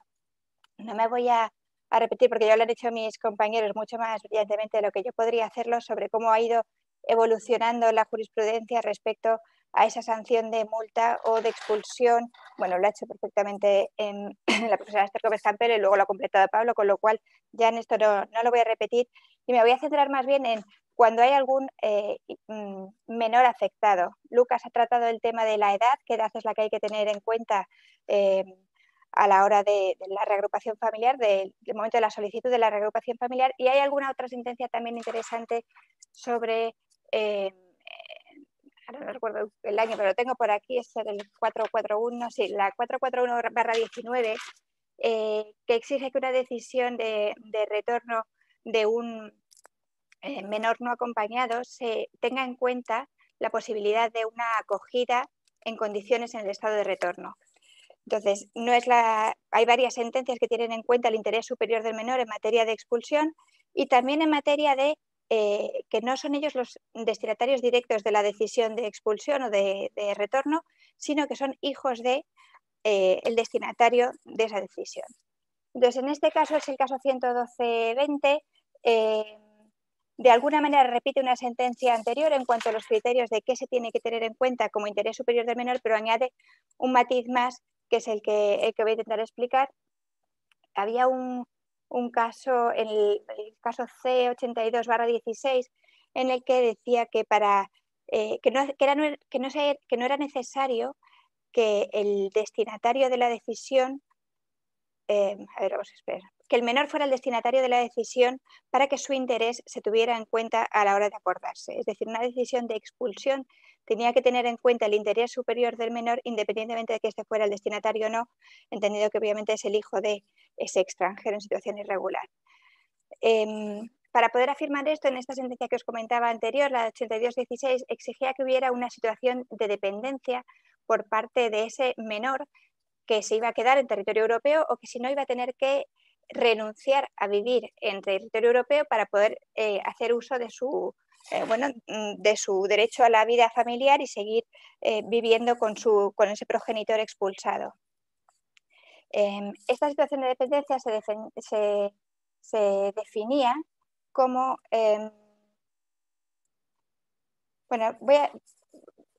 voy a hacer mejor al revés. Voy a decir primero cuáles son los criterios que dice el Tribunal de Justicia que tienen que tenerse en cuenta a la hora de definir el interés superior del menor. Se dice, cuando el ciudadano de la Unión sea menor de edad, porque claro, en este caso, perdón, voy a explicar un poquito los hechos. En este caso, el ciudadano MA reside irregularmente en Bélgica, es objeto de una decisión de retorno, no solamente por estar en situación irregular, sino sobre todo por haber tenido una serie de infracciones que consideran que pueden poner en peligro el orden público. Pero es padre de una menor de nacionalidad belga y también vive en pareja con una persona de nacionalidad belga. Ante esta situación, él dice que no se ha tenido en cuenta el interés superior de su hija y el daño que esto le podría ocasionar si él tuviera que abandonar el país. Un caso relativamente parecido es el que se había planteado antes y al definir si realmente se podía afectar ese interés superior del menor que se quedaría en territorio europeo, para no hacerle elegir entre ostentar su derecho de ciudadanía en plenas condiciones y poderse quedar en Europa, o bien tener que abandonarlo pero para seguir a su padre y entonces beneficiarse de la vida familiar, se decía que se tenía que tener en cuenta la edad del niño, su desarrollo físico y emocional, la intensidad de su relación efectiva con cada uno de sus progenitores y el riesgo que separarlo del progenitor, que sea nacional de un país tercero, entrañaría para su equilibrio.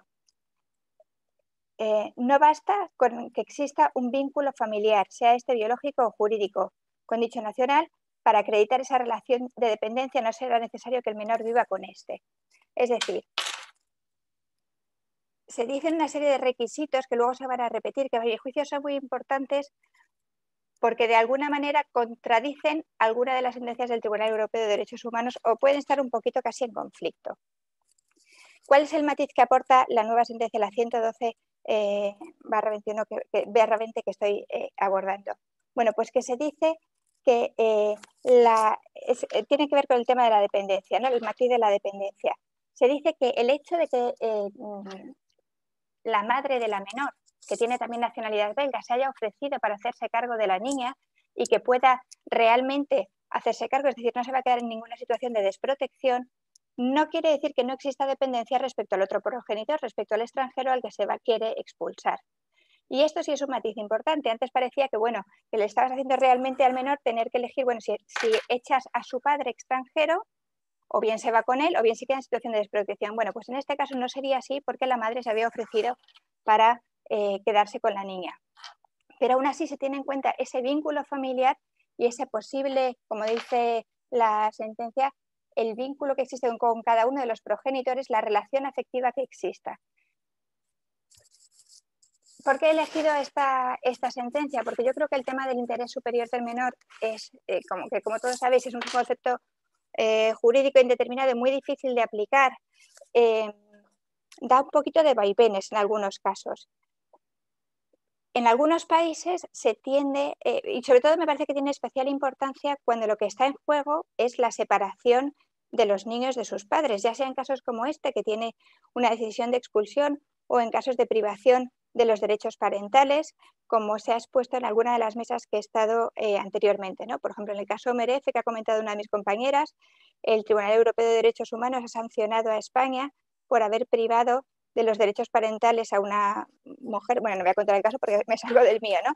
Pero en realidad lo que se hace es cuándo se tiene en cuenta el interés superior del menor y cómo se rompe ese interés en el momento en que se rompen los lazos familiares. En una sentencia anterior, hace un par de años, cuando estuve justo en Elche, yo tuve ocasión de comentar la sentencia Wunderlich, que era un caso en el que se permitía privar temporalmente de la autoridad parental a unos padres en Alemania que habían decidido educar a sus hijos en casa haciendo, bueno, pues uso de lo que se llama homeschooling, que en Alemania está prohibido. Y los tribunales consideraron que esa falta de socialización de los niños y ese vivir en un ambiente tan simbiótico siempre con los padres podía ser perjudicial y podía ser necesaria la privación de los derechos parentales de los padres con carácter temporal, aunque finalmente dijeron que, bueno, que se les acabaron devolviendo los niños, pero ese trauma que sufren los niños de tenerse que estar separados de los padres no se tuvo suficientemente en cuenta. En otros casos es el padre el que sufre ese trauma de verse privado de los hijos, ¿no? Por el interés superior del niño. Y yo creo que este es uno de los casos en que el Tribunal de Justicia tiene mucho que hacer. Tiene mucho que hacer a la hora de definir con claridad, aunque luego haya que aplicarlo a cada caso concreto, cuáles son esas circunstancias fundamentales a tener en cuenta a la hora de definir cuál es el interés superior del niño. Y creo que de cara a los extranjeros tiene pues un peso muy importante. No tenemos que asumir directamente que porque tengan quien les cuide no les va a causar ningún tipo de trastorno emocional el hecho de que no solamente les expulse, sino también el compromiso de no retorno. Entonces, bueno, pues creo que es un tema que merece ser estudiado y lo he resumido quizá demasiado y un poco atropelladamente porque me había propuesto tener tiempo para el debate y veía que era la última, que si no nos íbamos a quedar sin él, que son ya casi las 7:20. Entonces, disculpad si ha sido un poquito atropellado. Quería destacar sobre todo eso, la importancia que tiene también para los menores, incluso nacionales de la Unión Europea, ciudadanos de la Unión Europea, poder mantener esos lazos familiares con sus progenitores y que ese criterio se tenga en cuenta a la hora de aplicar una decisión de expulsión. Gracias. Begoña, muchísimas gracias, de verdad. Es una materia en la que hay mucho trabajo todavía por hacer y muchas gracias por la generosidad de cedernos parte del tiempo para abrir el debate, que es lo que creo que ahora nos interesa. Fijaros que yo tenía una comunicación también para presentar, pero me vais a tener que leer cuando llegue el momento, porque ahora lo que vamos a hacer es abrir un pequeño turno de debate, 10 minutos, si queréis 15 minutos. Yo veo ya algunas caras deseosas de poder participar, ¿no? Y veo, por un lado, me imagino que Pablo versus Esther, creo que podría ser una, y la otra, Eduardo versus Margarita, creo que también, ¿no? El resto podéis perfectamente participar, así que lo único que tenéis que hacer es enchufar el micrófono y compartir vuestras ideas. Bueno, en mi caso, versus tampoco, porque yo creo que tenemos una visión muy parecida, ¿no? del planteamiento. Sí que es verdad que hay alguna cuestión, ¿no? de detalles, sobre todo, fíjate, desde el punto, lo que me sugería, ¿no? cuando estaba hablando él, es casi la cuestión filosófica, ¿no? de la importancia que tiene dentro del sistema judicial europeo la cuestión prejudicial. Y a veces que poco se cuida, ¿no? el contenido de la cuestión prejudicial, que está sirviendo no solamente para interpretar, para dar una interpretación uniforme, ¿no? del derecho de la Unión Europea, sino también para que los diferentes estados nacionales apliquen correctamente ese derecho de la Unión Europea. Y muchas veces se plantean problemas en esas cuestiones prejudiciales, no solo porque a veces ese Tribunal de Justicia titubea, ¿no? siguiendo un poco el título de mi comunicación, sino porque a veces incluso las cuestiones prejudiciales, cuando se plantean desde los tribunales superiores de justicia o desde los estados miembros, no se hacen con la suficiente claridad esos planteamientos. A veces incluso las cuestiones prejudiciales conllevan en sí mismo términos de duda. Por ejemplo, cuando se plantea ante el Tribunal de Justicia la incompatibilidad de la normativa española ante la multa y la expulsión, se está induciendo a error, al Tribunal de Justicia, porque desde mi punto de vista, desde el planteamiento que yo he hecho en mi intervención, eso no es así. Es decir, que no puedan imponerse conjuntamente no significa que sean excluyentes ni incompatibles, sino que cada sanción obedece a una conducta más o menos agravada. Pero claro, si ya le planteas al Tribunal de Justicia la idea de que hay una incompatibilidad entre la multa y la expulsión, el Tribunal de Justicia responde muchas veces en función, como digo, de esas cuestiones prejudiciales que creo que tienen un planteamiento de base a veces errónea. Luego, además, lo que sí que veo es que la contradicción a veces se produce más en la respuesta que da el Tribunal Supremo que en el propio Tribunal de Justicia, porque las respuestas del Supremo a veces es que son absolutamente increíbles. Es decir, desde el año 2015, desde la sentencia CESUN, estamos viendo que están aplicando exclusivamente la expulsión, pero desde el año 2020 están empezando a aplicar otra vez ya sentencias de la donde se habla abiertamente, donde se defiende abiertamente la imposición de la multa o la expulsión en función de la agravación de las conductas. De manera que, no sé, es un tema desde luego interesantísimo. Luego, en cuanto a la aplicación o no, efecto directo de directiva y demás, el tema de la posible modificación de la ley de extranjería, entendiendo que es una norma contraria, ¿no?, a la directiva, cosa que yo no lo veo así, pero en fin, en caso de que alguien pensara que es así, no entiendo por qué el Tribunal de Justicia elude cualquier tipo de reforma legal. Sería muy sencillo hacer referencias a esa reforma legal o bien por el Tribunal de Justicia en alguna de sus resoluciones o bien por el Tribunal Supremo. No se hace en ningún caso, al menos no se quiere modificar o no se quiere abordar ese melón, tampoco sería tan complicado porque, como se ha dicho ya, la ley de extranjería se ha modificado en otras ocasiones, en muchas ocasiones, con lo cual no tendría por qué ser un problema, pero sí que me llama la atención, ¿no?, eso de que esa idea de que, bueno, de momento parece que no hay ninguna intención de modificar el contenido de la ley de extranjería. No quiero acaparar porque seguro que hay muchas cosas que comentar por parte de todos. Gracias, Esther. Yo creo que por Eduardo tiene la mano levantada, pero Pablo, por hacerle la réplica a Esther. Sí, bueno, yo... No quiero fomentar el mal ambiente. No, todo lo contrario, todo lo contrario. Sí, en efecto, yo creo que son intervenciones complementarias, desde luego lo entiendo así, ¿no? Hombre, yo sí creo que, según la jurisprudencia que inicia el Tribunal de Justicia con el DRIDI, yo creo que dentro del contexto de esa jurisprudencia y esa interpretación que hace de la directiva de retorno, que quizás sería otro tema a discutir, si esa interpretación es correcta o no es correcta, o si es adecuada o no es adecuada.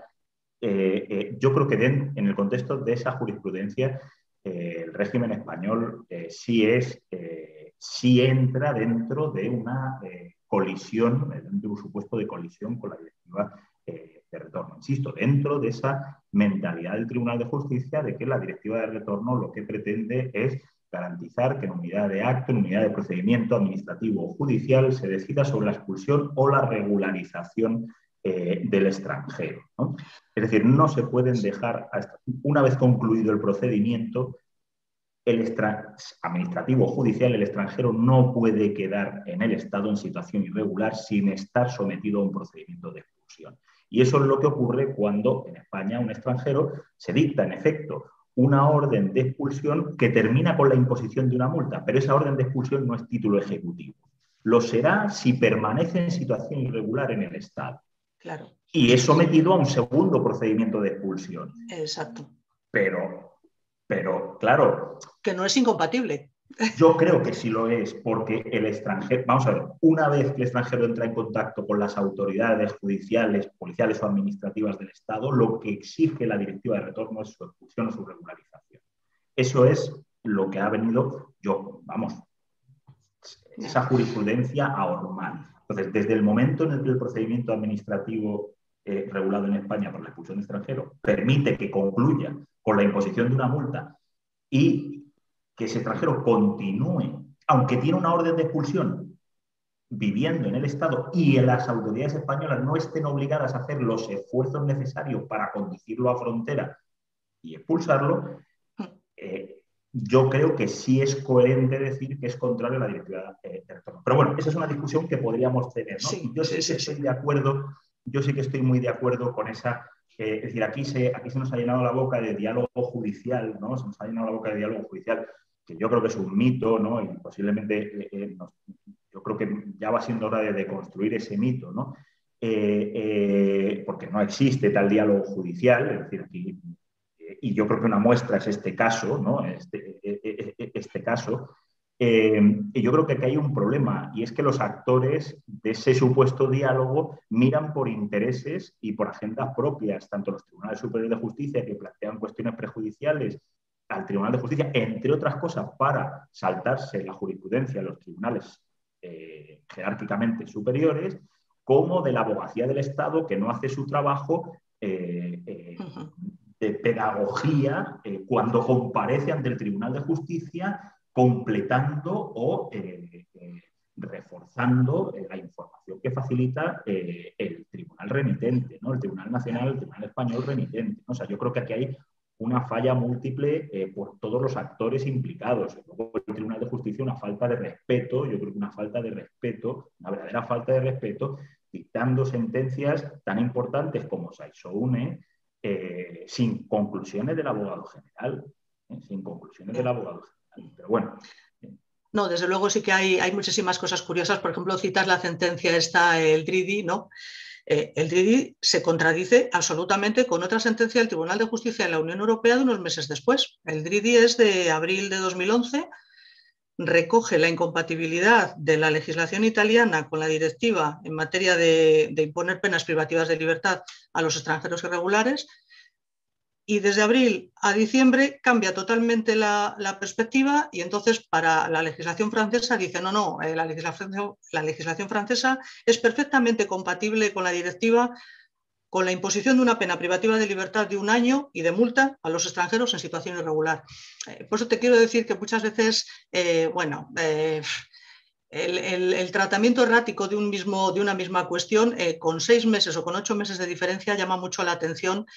En concreto en este caso, ¿no? En esta sentencia que has puesto, pero vamos, podríamos analizar muchas más y lo veríamos también. Es muy curioso.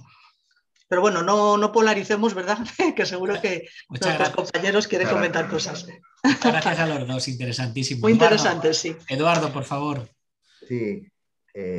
Bueno, yo tampoco estoy en contra de lo que ha dicho Margarita, es más, ¿no? Yo he hecho en mi no voy a repetir lo que he dicho antes, claro, porque si no sería un rollo, sobre todo para Manuel, y creo que Alfonso también ha estado.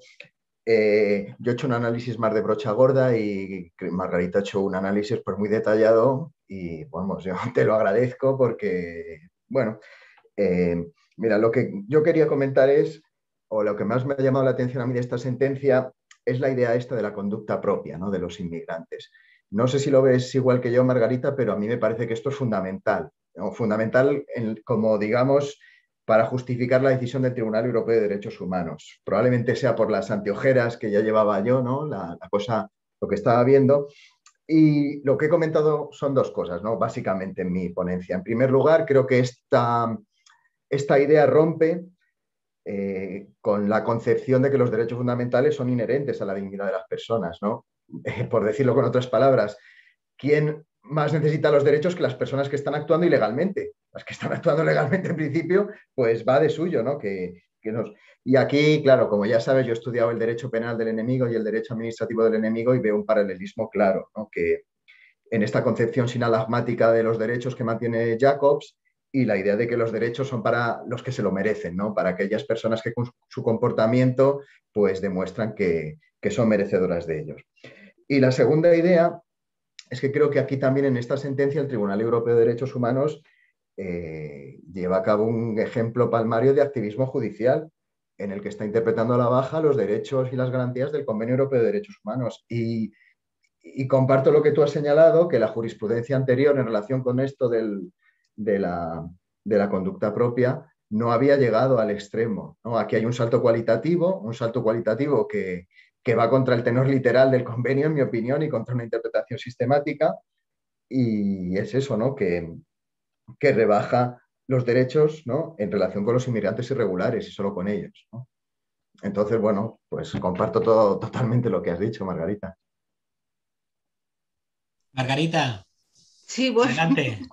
yo nada, o sea, a mí, bueno, claro, nosotros llevábamos, digo nosotros porque esta línea de investigación la llevamos desde hace bastantes años en un proyecto de investigación que coordino, por eso hablo en plural. Hemos estado trabajando bastante tiempo en esta línea de investigación y la verdad es que, bueno, aunque ya por el tiempo que estaba tardando la Gran Sala en resolver y ya había algunos indicios que podían hacer pensar que iba a haber un cambio tan radical, pero la verdad es que fue una sorpresa y realmente para mí ha sido una sentencia indignante, o sea, me produce indignación porque es que por muchas razones, o sea, yo pienso que es que obviamente es una sentencia política porque los argumentos jurídicos que le intenta dar una apariencia de argumentos jurídicos a cosas que no lo son. Incluso, pues como decía Eduardo, es que, o sea, es que la apelación a otras sentencias que hace cuando habla de la propia conducta es que está aludiendo a sentencias que no sustentan su jurisprudencia, o sea, es que incluso es una sentencia tramposa, ¿no? Y va cerrando, o sea, va cerrando cualquier posibilidad de poder dar la razón a la persona que está en esa situación inmigrante irregular, ¿no? Incluso te habrás dado cuenta, Eduardo, ¿no? Que en un momento dado hasta dice, es que aunque estas personas no hubieran podido acceder a esas vías legales y efectivas de acceso, pues no serían amparables siempre y cuando no fuera culpa del gobierno español, por ejemplo, ¿no? Entonces, bueno, se nota que ha estado muy presionado en la Gran Sala porque realmente, pues como decía, lo que se debate, aunque es un caso concreto, ese caso concreto la sección tercera lo declaró contrario al convenio, pero eso pasa por enjuiciar una práctica, ¿no? Que es la práctica de las devoluciones en caliente. Entonces, ahí lo que se está dilucidando es la práctica de las devoluciones en caliente. Entonces, que yo no soy una experta en el Convenio Europeo de Derechos Humanos porque yo soy penalista, o sea, a mí yo no he elegido este tema, ¿no? Sino que el tema te elige a ti porque dices, aquí hay que decir algo, ¿no? Ante cuando se ven estas prácticas, pero que yo no puedo entender que la conclusión pueda ser, o sea, que en las fronteras europeas a una persona que está en territorio nacional se le pueda, en nuestro caso, entregar a las fuerzas auxiliares marroquíes que están denunciadas y que es algo conocido, la gran violencia que despliegan además sobre las personas migrantes y refugiadas que les son entregadas, o sea, que se pueda entregar a una persona a las autoridades marroquíes sin dejarle abrir la boca, sin decir de dónde vienen, o sea, eso que me digan que esa práctica no es contraria al Convenio Europeo de Derechos Humanos. Pues vale, si no es contraria al Convenio de Derechos Humanos, es que el Convenio de Derechos Humanos es realmente mezquino en el reconocimiento de los derechos de las personas migrantes y refugiadas, porque claro, bueno, ahora nos dicen que se puede pedir asilo en embajada y en consulado, que eso a partir de la ley de asilo del 2009 todos estábamos convencidos de que no se podía, ¿no? Entonces, a las personas migrantes y refugiadas les reconocemos una serie de derechos humanos, pero tienen que llegar a nuestro territorio, o sea, tienen que jugarse la vida para llegar a territorio nacional. Y cuando llegan a territorio nacional, les decimos, pues ahora tampoco porque cuando llegan de forma irregular, le decimos, ahora tú tampoco me puedes invocar nada, no te dejo abrir la boca y te puedo devolver sin ningún tipo de procedimiento, ¿no? Entonces, para mí o sea, lo que hace el Tribunal Europeo de Derechos Humanos, la Gran Sala en esta sentencia, es negar cualquier tipo de derecho a las personas migrantes y refugiadas que tienen necesidad de acceso irregular, porque por mucho, claro, el Tribunal Europeo es que además hay veces que dices, es que qué falta de respeto, o sea, ¿por qué? ¿Qué pasa? ¿Que la gente se juega la vida en el Mediterráneo porque le da la gana? O sea, saltan las vallas para hacer deporte, entonces, ¿cómo me pueden decir que hay o sea, hablarme de medios eficaces y seguros, o sea, es realmente, vamos, es una sentencia realmente dramática a mi juicio. No lo sé, vamos, me resulta bastante indignante. Y luego, no sé a Eduardo qué le parece, pero a mí lo que me preocupa más, porque quizás sea la idea más difícil de articular, es que se cargan el derecho al procedimiento, el significado del procedimiento como garantía de los derechos. O sea, es como si yo a una persona le diga, pues como sabemos que eres culpable, pues no hay un procedimiento penal para dilucidar si eres culpable o no, porque como ya te hemos visto en el vídeo, ¿no? Y ahí, por ejemplo, o sea, para mí, o sea, ese derecho al procedimiento que digo que es como es algo preventivo. A mí es lo que más trabajo me cuesta articular, pero creo que es muy importante el derecho al procedimiento, porque ya sabemos, o sea, que cuando alguien entra de forma irregular en España, ya sabemos que no tiene derecho necesariamente a quedarse, pero sí tiene derecho a que su expulsión se lleve a cabo a través de un mínimo procedimiento en el que pueda alegar su situación. Y esto no es una garantía de sus derechos, es una garantía de los derechos de las personas migrantes y refugiadas. Entonces, que este aspecto procedimental, el tribunal, la gran sala, se lo cepille así tan alegremente diciendo que si no hay un derecho material, hombre, si hubiera el derecho, si se le hubiera infringido el artículo 3 del convenio, no necesitaríamos acudir a esta prohibición de devoluciones colectivas, ¿no? Bueno, o sea, sí, perdona, Margarita, mira, con esto, ¿no? Como administrativista, pues siempre se dice que el procedimiento garantiza el acierto, la legalidad y la oportunidad de las decisiones administrativas. Aquí no solo es la dimensión de la garantía de los migrantes, sino también de que tu actuación es conforme a derecho.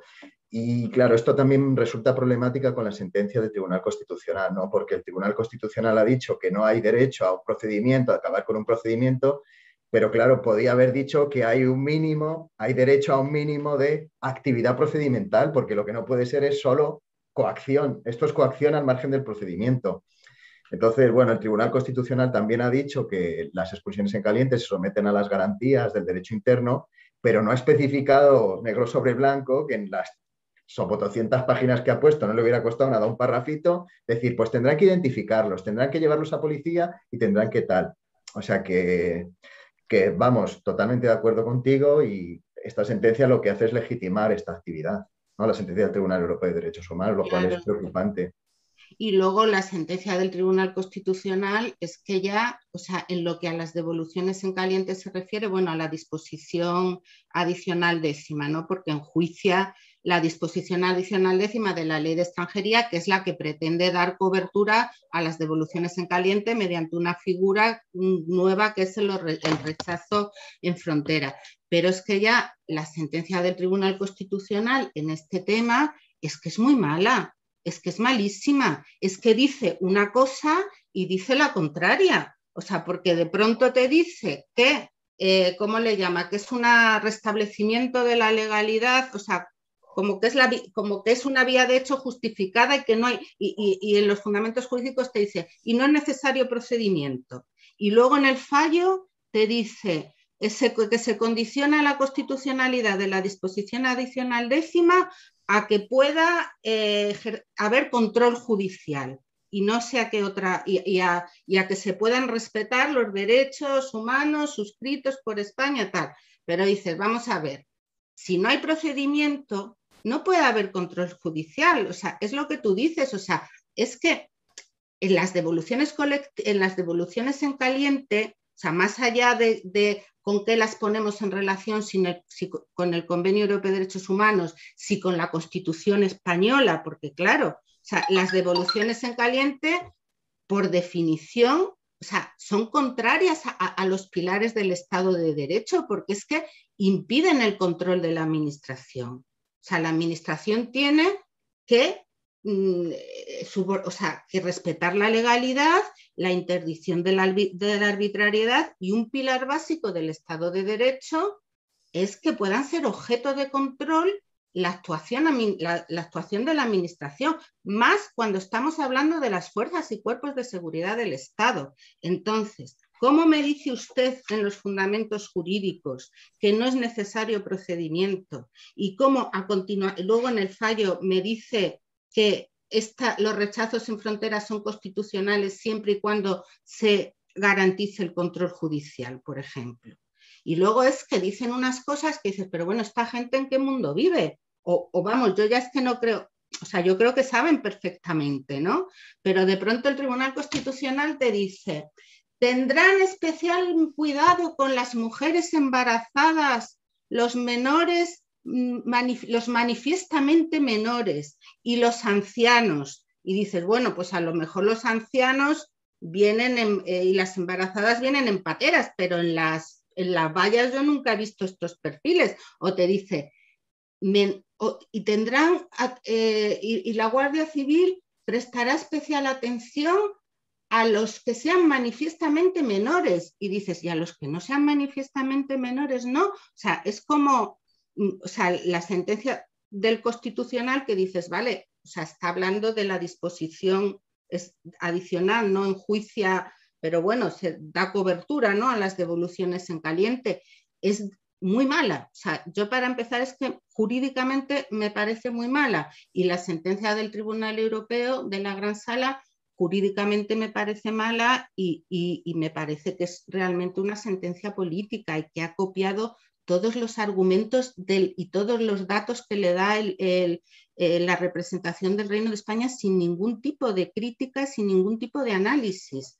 Y no sé qué te parecerá a ti, Eduardo, pero es que yo creo que el Tribunal Europeo con esa sentencia se mete en un jardín. O sea, porque ¿qué va a hacer ahora con las otras demandas?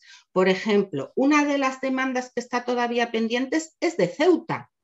En Ceuta jamás ha habido oficina de asilo, jamás ha estado abierta la oficina de asilo del puesto fronterizo. O sea, ahora el Tribunal Europeo se supone que ahora tendrá que ver si en este supuesto realmente existían vías eficaces y seguras.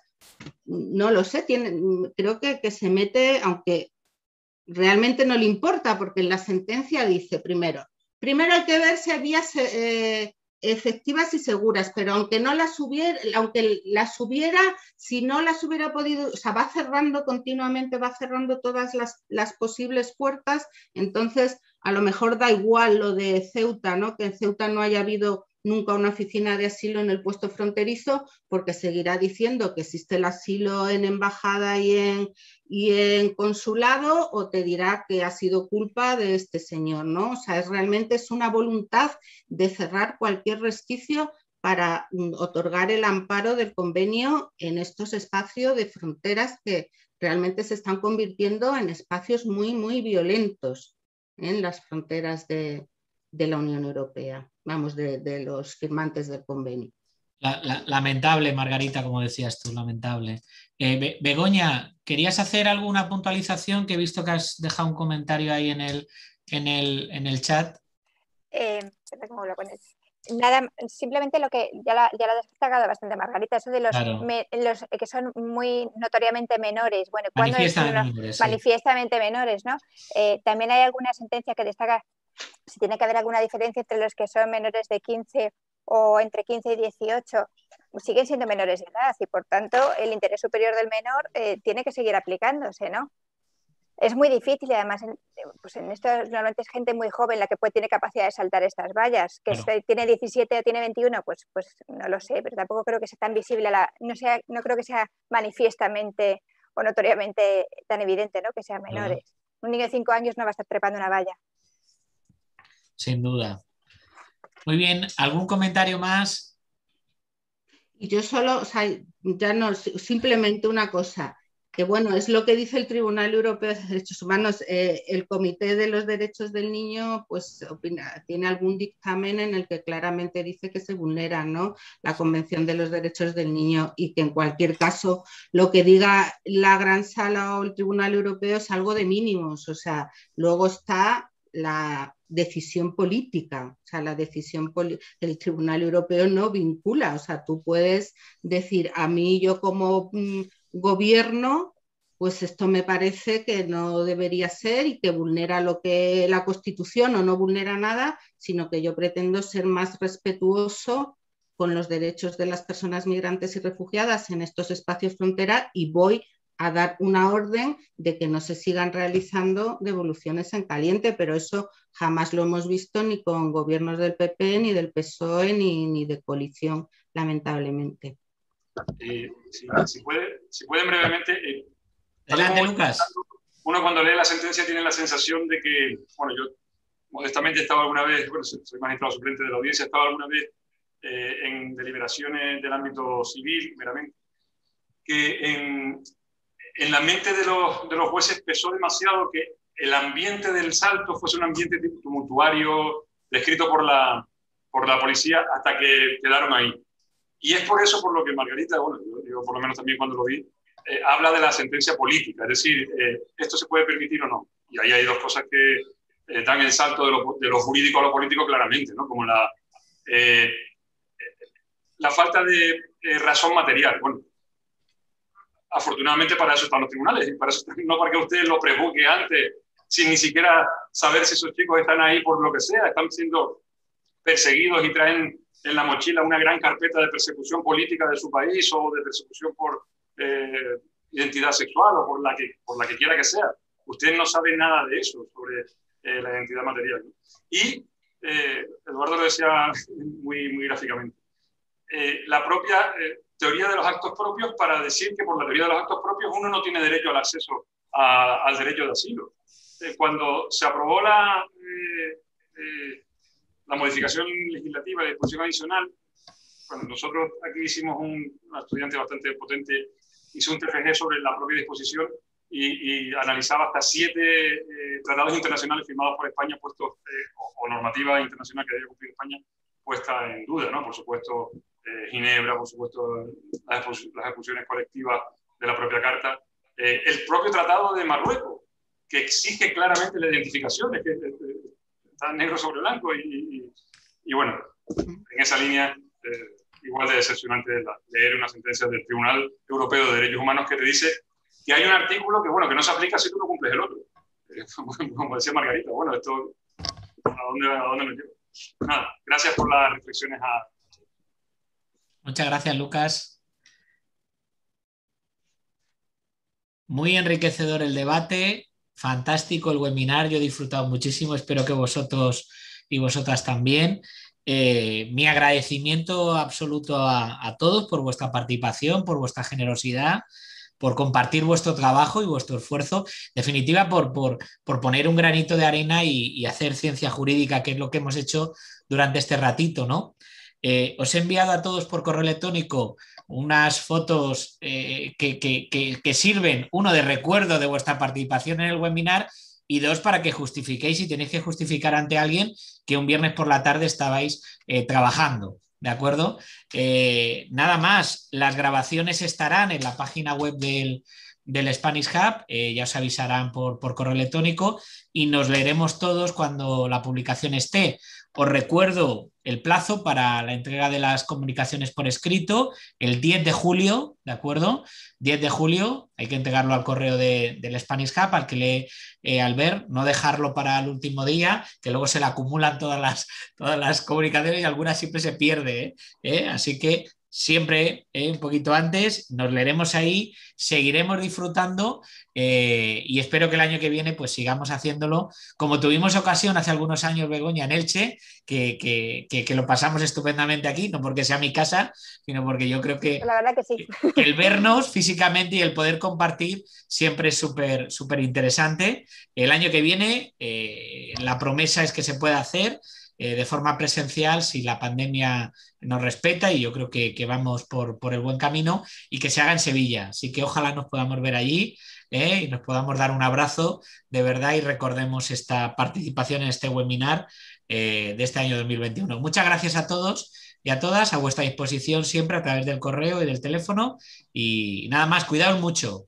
Hasta pronto. Igualmente. Gracias, Gracias. gracias. Cuidaos. Adiós. Muchas gracias.